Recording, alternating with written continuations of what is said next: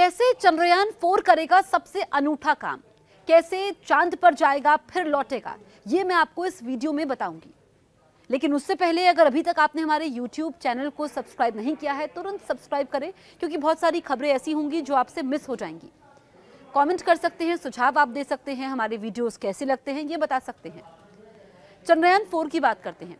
चंद्रयान 4 भारतीय अंतरिक्ष अनुसंधान संगठन यानी इसरो का ऐसा महत्वाकांक्षी प्रोजेक्ट है जिससे भारत स्पेस में सबसे बड़ी छलांग लगाएगा। ये छलांग भारत को और बड़ी स्पेस पावर बना देगी।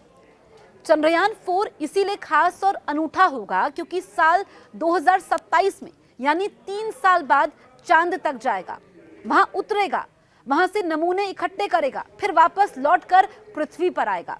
अभी तक ये काम केवल अमेरिका कर पाया है।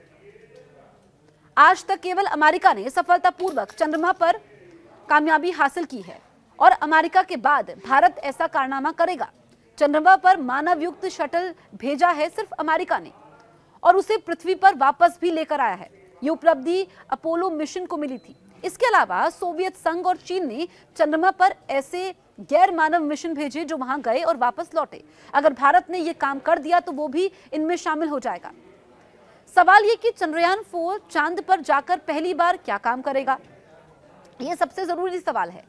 जो चंद्रयान 3 से अलग होगा, ऐसा क्या काम होगा जो चंद्रयान 3 से अलग होकर चंद्रयान 4 करेगा।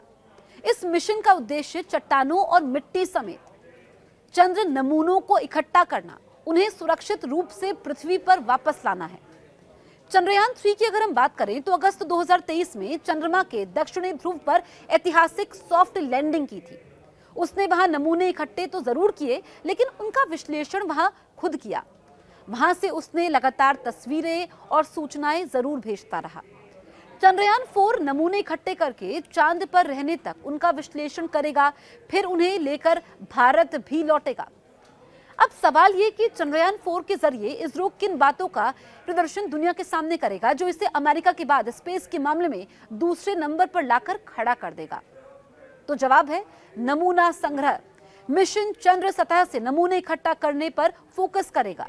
इसका विश्लेषण चंद्रमा के भूविज्ञान को लेकर वैज्ञानिक समझ को बढ़ाने के लिए पृथ्वी पर किया जाएगा। तकनीकी प्रदर्शन, इसका उद्देश्य भविष्य के चालक दल के चंद्र मिशनों के लिए आवश्यक महत्वपूर्ण तकनीकों का प्रदर्शन करना होगा, जिसमें सटीक लैंडिंग, नमूना संग्रह, पृथ्वी पर सुरक्षित वापसी शामिल है। इसी के आधार पर भारत साल 2040 तक चंद्रमा पर अंतरिक्ष यात्रियों को ले जाना और वहां से लाना चाहता है। तो ये बहुत ही महत्वपूर्ण मिशन है, इसके मायने बहुत हैं और असर पूरी दुनिया तक देखने को मिलेगा। मल्टी मॉड्यूल डिजाइन की अगर हम बात करें तो अंतरिक्ष यान में 5 मॉड्यूल होंगे जो 2 स्टैक में विभाजित होंगे। पहले स्टैक में सैंपल कलेक्शन के लिए एक एसेंडर मॉड्यूल, चंद्र सतह पर उतरने के लिए एक डिसेंडर मॉड्यूल शामिल है। दूसरे स्टैक में थर्स्ट के लिए एक प्रोपल्शन मॉड्यूल, सैंपल रखने के लिए एक ट्रांसफर मॉड्यूल और सैंपल को धरती पर वापस लाने के लिए एक री एंट्री मॉड्यूल शामिल है। इतने मॉड्यूल होंगे। दरअसल ये एक यूनिक टेक्निक होगी जिसमें चंद्रयान 4 चंद्रमा पर अपने सारे काम करने के बाद उसकी सतह से उड़ान भरेगा, चंद्र कक्षा में जाएगा, वहां पहले से मौजूद मॉड्यूल से जुड़ेगा, मॉड्यूल के बीच नमूनों को ट्रांसफर करेगा, उसके जरिए फिर पृथ्वी पर वापस आएगा। अब सवाल ये खड़ा होता है कि चंद्रयान 4 का बजट कितना है और इसे कितने दिनों में पूरा कर लेना है। भारत सरकार ने इसके लिए बजट भी अब जारी कर दिया है और ये सबसे महत्वपूर्ण होता है। इस मिशन के लिए 2104 लगभग करोड़ रुपए आवंटित किए हैं। 2104 करोड़ रुपए भारत सरकार ने इसको लेकर के आवंटित किए हैं। ये मिशन सितंबर 2024 से शुरू हो जाएगा। इसे 36 महीने के भीतर पूरा करने का लक्ष्य है।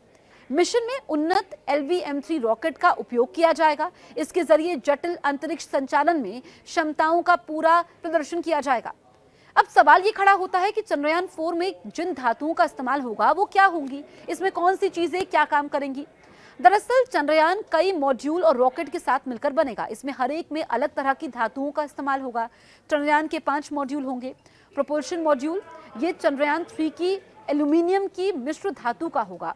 डिसेंडर मॉड्यूल ये मिट्टी परीक्षण के उपकरण लेकर आएगा और चांद की सतह पर घूमेगा। इसमें ऐसा उपकरण होगा जो चांद के 1 दिन या पृथ्वी के 14 दिनों तक काम करता रहे। अब एसेंडर मॉड्यूल की बात कर लेते हैं। सैंपल इकट्ठा करने का ये काम करेगा और सैंपल इकट्ठा करने के बाद ये खुद को लैंडर से अलग करेगा। जो मॉड्यूल चांद पर नमूने इकट्ठा करेगा वो रोबोटिक भुजा का उपयोग करेगा, फिर मून की सतह से लैंडर के लॉन्च पैड का इस्तेमाल करके ऊपर उठेगा। अब हम बात ट्रांसफर मॉड्यूल की कर लेते हैं। इसके बाद ये अपने नमूनों को ट्रांसफर एसेंडर से री एंट्री मॉड्यूल में करेगा, खुद को अलग कर लेगा, फिर री एंट्री मॉड्यूल धरती पर लौटेगा। चंद्रयान 4 की ज्यादातर चीजों को एल्यूमिनियम मिश्र धातु का ही इस्तेमाल होगा।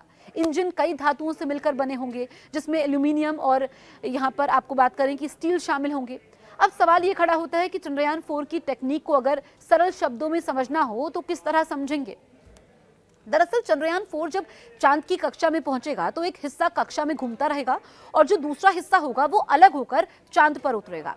उसमें से लैंडर निकलेगा, नमूने इकट्ठा करेगा, फिर तकनीक की मदद से लैंडर का नमूना इकट्ठा करने वाला उपकरण लैंडर के लॉन्च पैड के जरिए चांद से कक्षा में चक्कर लगाते हुए दूसरे हिस्से तक पहुंचेगा, वहां नमूनों का ट्रांसफर करेगा, फिर वो हिस्सा वापस पृथ्वी की ओर नमूने के साथ लौट आएगा।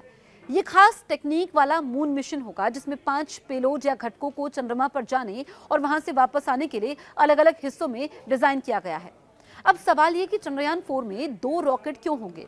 चंद्रयान 4 इस मायने में अनूठा होगा कि इसमें 2 अलग अलग रॉकेट का इस्तेमाल किया जाएगा।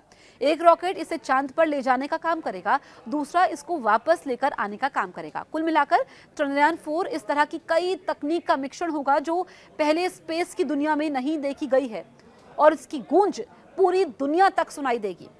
आपको हमारे वीडियोस कैसे लगते हैं कमेंट करके ज़रूर बताएं। कुछ सुझाव है, किस तरह का कंटेंट आप देखना चाहते हैं, कुछ खास आपकी चॉइस है, खबरों को लेकर के कोई खास टॉपिक है जिस पर आप जानना चाहते हैं कि हम आपके लिए उस पर वीडियो बनाएं, वो भी आप कमेंट कर सकते हैं।